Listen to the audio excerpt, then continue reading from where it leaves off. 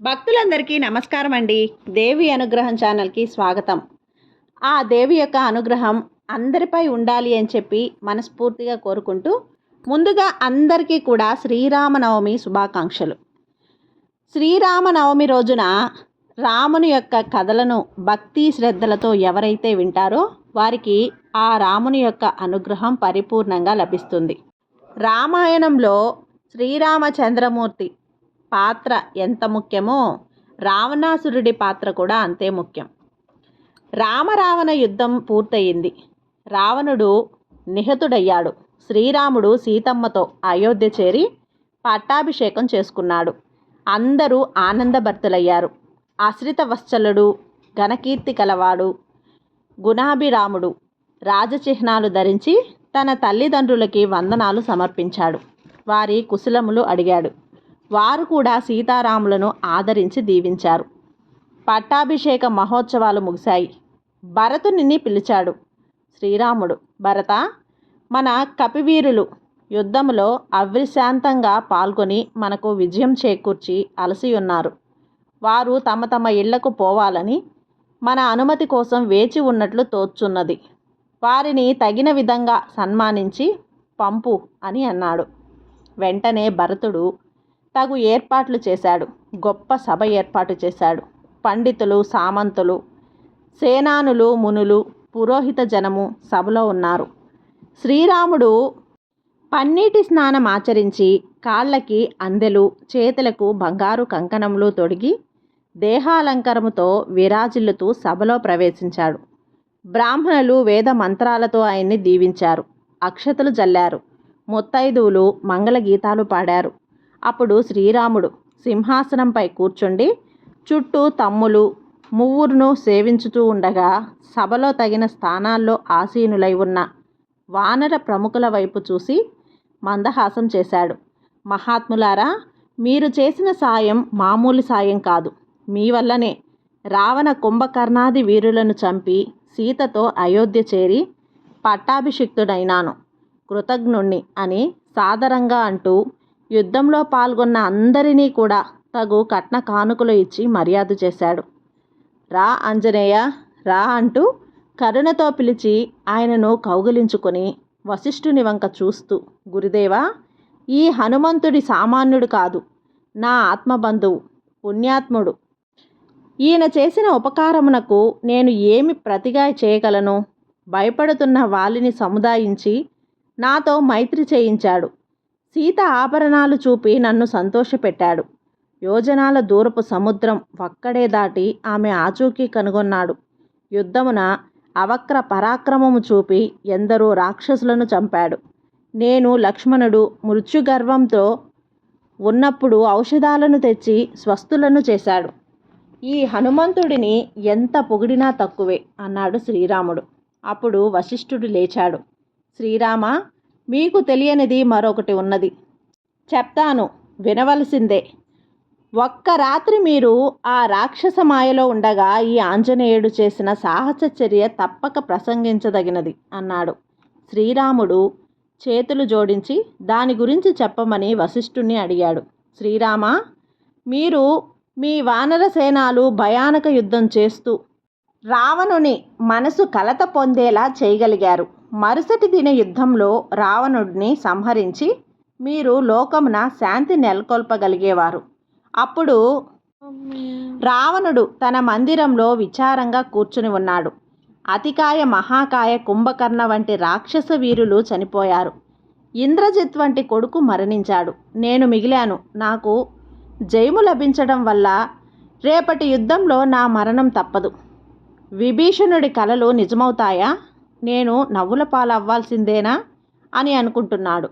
ఇక ఈ మార్గం లాభం లేదు. భయానకమైన రేపుని తప్పించుకోవాలంటే మరో మార్గం వెతకాలి. మంత్రతంత్ర మాయోపాయమే ఇప్పుడు వాడాలి. రావణుని మదిలో అప్పుడు బంధువు పాతాళ లంక అధిపతి మైరావణుడు కదిలాడు.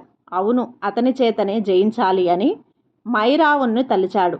వెంటనే మైరావణుడు రావణుడి ముందు నిలిచాడు. నమస్కారం చేశాడు. అప్పుడు రావణుడు అతన్ని సాదరంగా కౌగిలించుకొని అర్ధ సింహాసనం ఇచ్చి కూర్చోబెట్టుకున్నాడు. మైరావణుడు తనని పిలిచిన కారణం చెప్పమన్నాడు. రావణుడు అప్పుడు అయోధ్య కుమారులు దండకారణ్యంలో ప్రవేశం చేసిన మొదలు నేటి యుద్ధము వరకు జరిగిన పరిణామాలు వివరించాడు. మాయ ద్వారానే ఈ రామలక్ష్మణులు వానర వీరులను నిర్జయించాలని అనుకుంటున్నారు. దానికి మాయా విద్య విశారాదుడివి అయినటువంటి నీవే తగువు అన్నాడు. మైరావణుడు ఓకింత ఆశ్చర్యపోయాడు.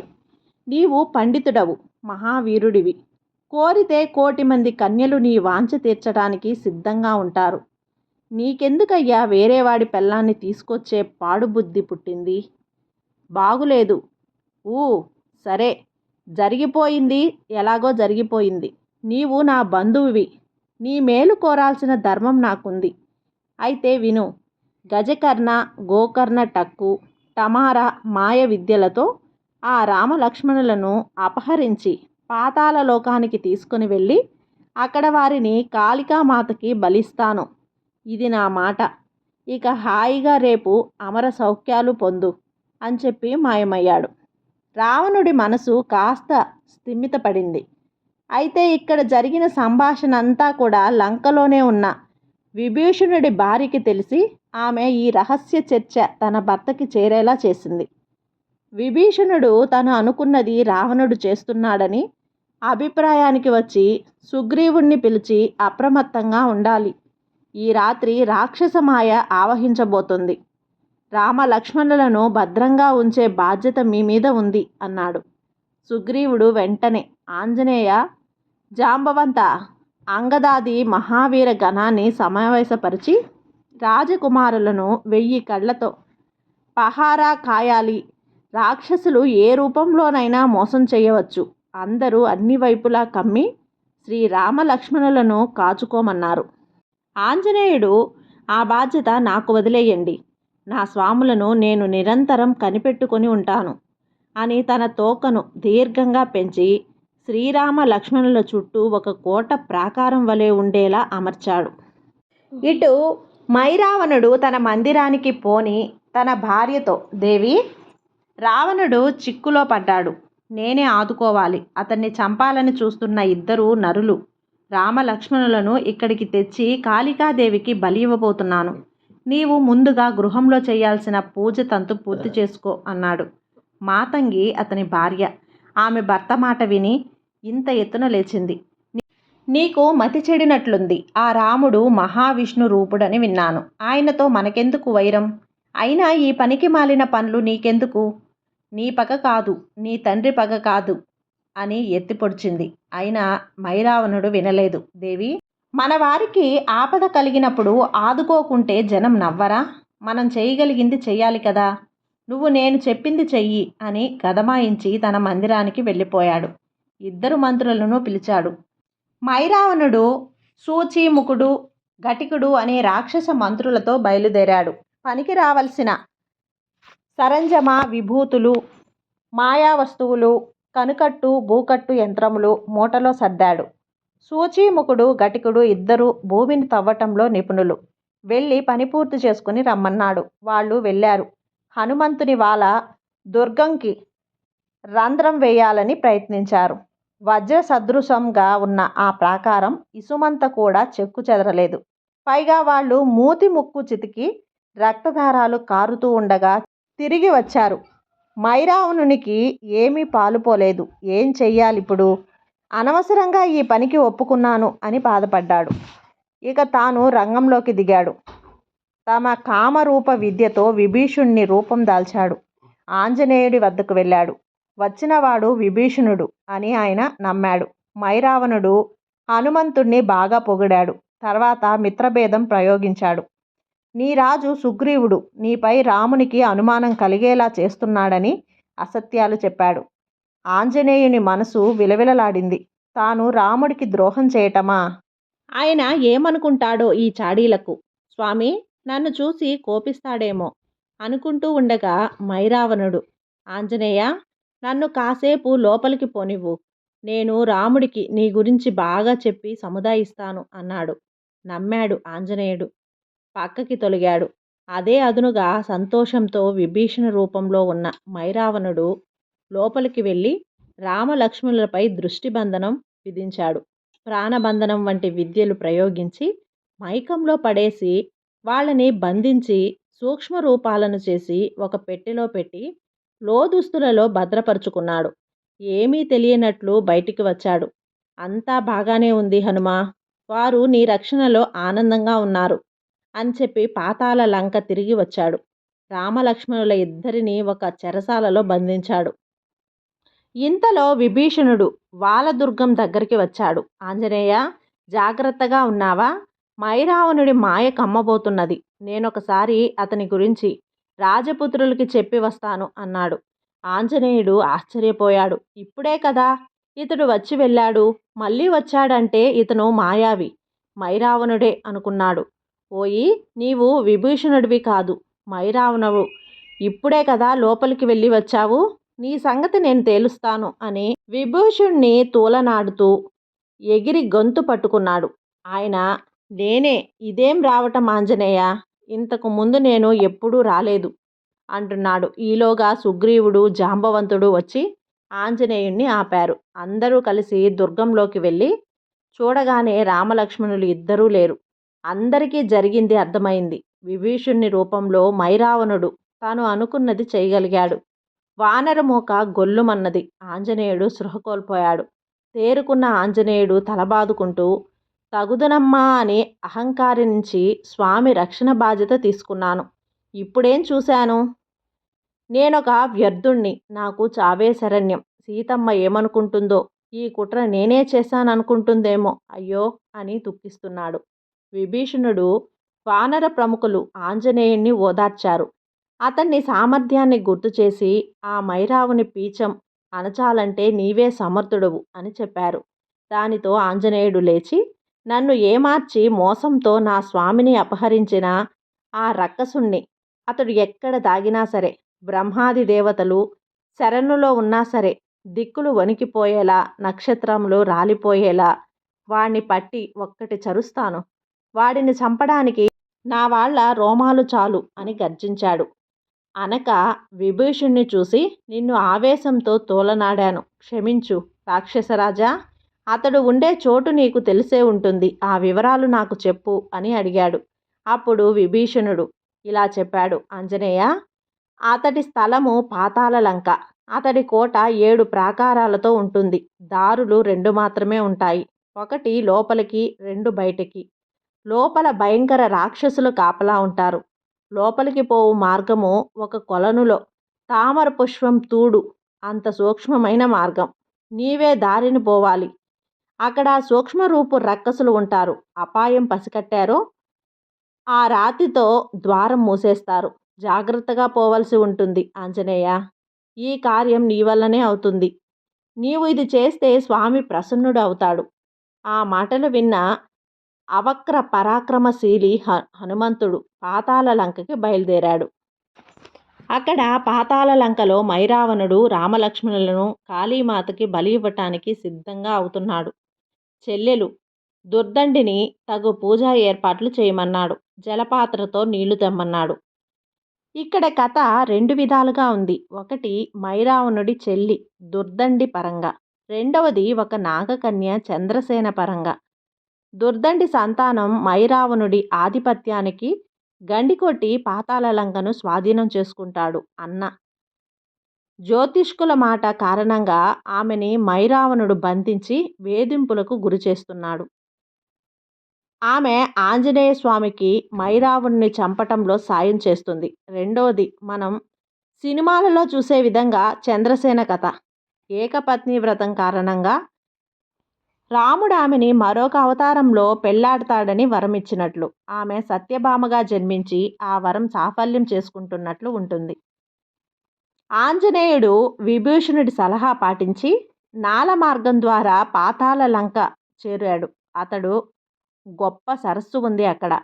ఆ సరస్సు పక్కన గల చెట్టెక్కి పాతాళ లంక వైభోగం అంతా చూశాడు. ఇంతలో చెట్టు సమీపంలో ఒక స్త్రీ ఏడవటం ఆయన గమనించాడు. వెళ్ళి ఆమెను పలకరించాడు. ఆమె అన్నది, నా పేరు దుర్దండి, మైరావణుడు నా సోదరుడు. నా భర్త కాలదండి, నా కుమారుడు నీలమేఘుడు. జ్యోతిష్కులు నా కొడుకు ఎప్పటికైనా పాతాళ లంకకి రాజవుతాడని చెప్పటంతో మైరావణుడు నన్ను, నా కొడుకుని ఇలా సంకెళ్లతో వేరెవ్వరు బందీగా ఉంచాడు. ఆ మైరావణుడి పీడ ఎప్పుడు విరగడవుతుందో అని ఎదురు చూస్తున్నాం అన్నదామె. ఆంజనేయుడు ఆమెకి అభయమిచ్చాడు. అమ్మా, నేను రామబంటుని. ఆంజనేయుడు నా పేరు. నా స్వామి ఆ మైరావణ్ణి చంపి నీకు తగిన ఉపకారం చేస్తాడు. ఆ మైరావణ్ణి గురించి నీకు తెలిసిన వివరాలు చెప్పు అన్నాడు. దుర్దండి చెప్పింది. మహానుభావా, మైరావణ మందిరానికి ఒక బిలం ద్వారా వెళ్ళాలి. అక్కడ ఒక త్రాసు ఉంటుంది. అది దైవదత్త మహిమ కలది. శత్రువులు ప్రవేశించినప్పుడు అది పెద్ద శబ్దం చేస్తుంది. రాక్షస భటులు వచ్చేస్తారు, శత్రువులపై దాడి చేస్తారు అన్నది. అప్పుడు ఆంజనేయుడు ఒక జమ్మాకంత పరిమాణంలో జలపాత్రంలో ఇమిడాడు. ఆమె ఆ అజలపాత్రంలో బిలంలో ప్రవేశించగానే త్రాసు పెద్దదిగా శబ్దం చేసింది. వేలాది మంది రాక్షస యోధులు ఆంజనేయునిపై దాడి చేశారు. వారందరినీ ఆంజనేయుడు చంపేశాడు. అయితే ఇంతలో ఆ రాక్షస సైనికులలో ఒక విచిత్రమైన ఆకారం గల వీరుడు ఆంజనేయుని ఎదుర్కొన్నాడు. వారిద్దరి మధ్య పెద్ద యుద్ధం జరిగింది. పోటాపోటీగా పోరాడుతున్నారు. ఎవరూ తగ్గటం లేదు. ఆంజనేయునికి అర్థం కాలేదు. ఎవరి వీరుడు నన్నే బెదిరించి నిలిచాడు, నాకే అలసట కలిగేలా పోరాడుతున్నాడు అనుకుంటున్నాడు. అదే అడిగాడు ఆ వీరుణ్ణి. ఎవరి నీవు, ఎక్కడి వాడవు? అరివీర భయంకరుడివి. నాతో ద్వంద్వ యుద్ధం చేయటానికి ఎంత ధైర్యం నీకు? నేనే అలసిపోయే విధంగా యుద్ధం చేస్తావంటే నీవు సామాన్యుడివి కాదు. నీ వృత్తాంతమేమిటి అన్నాడు. ఆ వీరుడప్పుడు చెప్పాడు. మహావీరా, నా పేరు మత్స్యవల్లభుడు. నేను ఆంజనేయసుతుడను. శ్రీరామ కార్యం కోసం సముద్రాన్ని లంఘిస్తున్న సమయంలో ఆంజనేయుని స్వేదం జారిపడగా నా తల్లి మత్స్యరాణి దాన్ని మింగింది. ఆ కారణాన సద్యోగర్భాన నేను పుట్టాను. అలా నేను ఆంజనేయ కుమారుడను. ఈ మైరావణుడు నా యజమాని అన్నాడు. ఆంజనేయుడు ఆశ్చర్యపోయాడు, సంతోషపడ్డాడు. కుమారా, నేనే ఆంజనేయుణ్ణి. ఈ వంటి వీరుడు బ్రహ్మచారినివై నాకు తనయుడు అవటం సంతోషంగా ఉంది. నా స్వామి రాముడిని, లక్ష్మణుడిని ఈ మైరావణుడు బంధించి తెచ్చారు. వారిని విడిపించుకోవలసిన పనిపై వచ్చాను అన్నాడు. తండ్రి కొడుకులు ఆలింగనం చేసుకున్నాడు. మత్స్యవల్లభుని సహాయంతో ఆంజనేయుడు పాతాళ లంకలోకి మైరావణుడి మందిరం చేరాడు. కాపలా కాస్తున్న రాక్షసులను, సేన నాయకులను ఆంజనేయుడు చంపి మైరావణుడితో తలపట్టాడు. ఇద్దరి మధ్య పెద్ద యుద్ధం జరిగింది. ఎన్నిసార్లు మైరావణ్ణి చంపి ముక్కలు చేసినా అతను చావటం లేదు. ముక్కలన్నీ అతుకొని మైరావణుడిగా మారి తిరిగి యుద్ధం చేస్తున్నాడు. ఆంజనేయుడికి ఆశ్చర్యం వేసింది. ఏం చెయ్యాలో తోచని స్థితిలో దుర్దండి అన్నది. స్వామి ఆంజనేయ, వాడి ప్రాణాలు వింధ్యా పర్వతాలు సానువుల్లో ఒక బిలంలో తుమ్మెదల రూపంలో ఉన్నాయి. ఆ 5 తుమ్మెదలు ఎగురుతూ ఉంటాయి. వాటిని బిల్వపు మూతగా ఉన్నటువంటి రాయిని తెరచి అన్నిటినీ ఒడిసిపట్టి ఒకే మారు చంపాలి. అప్పుడే మైరావణ హతం జరుగుతుంది అన్నది. ఆంజనేయుడు అప్పుడు తన ఆకారం వింధ్య వరకు పెంచాడు. బిలపు ద్వార ఫలకాన్ని కాలితో ఒక్క తన్ను తన్నగానే ఆ 5 తుమ్మెదలు జుమ్మంటూ బయటికి రావాలని ప్రయత్నించాయి. ఆంజనేయుడు వాటిని అన్నింటినీ ఒక్కసారిగా ఒడిసిపట్టి నలిపివేశాడు. మైరావణుడు ఒక్కసారిగా విరుచుకుపడి మరణించాడు. దుష్ట సంహారం పూర్తయిన మీదట ఆంజనేయుడు దుర్దండికి మాట ఇచ్చిన మేరకు ఆమె కుమారుడు నీలమేఘుణ్ణి విడుదల చేసి అతనికి మైరావణ కుమార్తెను ఇచ్చి వివాహం జరిపి పాతాళ లంకని అప్పగించాడు. తాను రామలక్ష్మణులను భుజాన దాల్చి భూలంకకి చేరాడు. ఇదంతా ఒక్క రాత్రిలో జరిగిన కథ.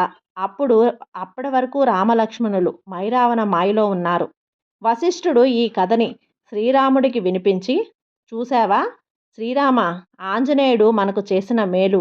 ఆ మహానుభావుడు సన్మానార్హుడు కదా అన్నాడు. శ్రీరాముడు అప్పుడు లేచి ఆంజనేయుని తన బాహువుల్లో బంధించి, ఆంజనేయ, నీ సాహసం లేకుంటే ఎంత ఘోరం జరిగి ఉండేది. చాలా సంతోషపడుతున్నాను. నీకు ఏమిచ్చినా రుణం తీరేది కాదు అన్నాడు. ఆంజనేయుడు ఆనంద బాష్పాలు జారువారుతుండగా శ్రీరాముని పాదాలకు నమస్కరించాడు. ఈ విధంగా మైరావుని చరిత్ర గడిచింది. ఈ కథను శ్రీరామనవమిలోపు ఎవరైతే భక్తి శ్రద్ధలతో వింటారో వారికి రాముడి యొక్క పూర్తి అనుగ్రహం లభిస్తుంది. ఈ కథ మీకు నచ్చినట్లయితే లైక్ చేసి సబ్స్క్రైబ్ చేయండి ఫ్రెండ్స్. మరికొంతమంది భక్తులకు షేర్ చేయండి. సర్వే జన సుఖినో భవంతు.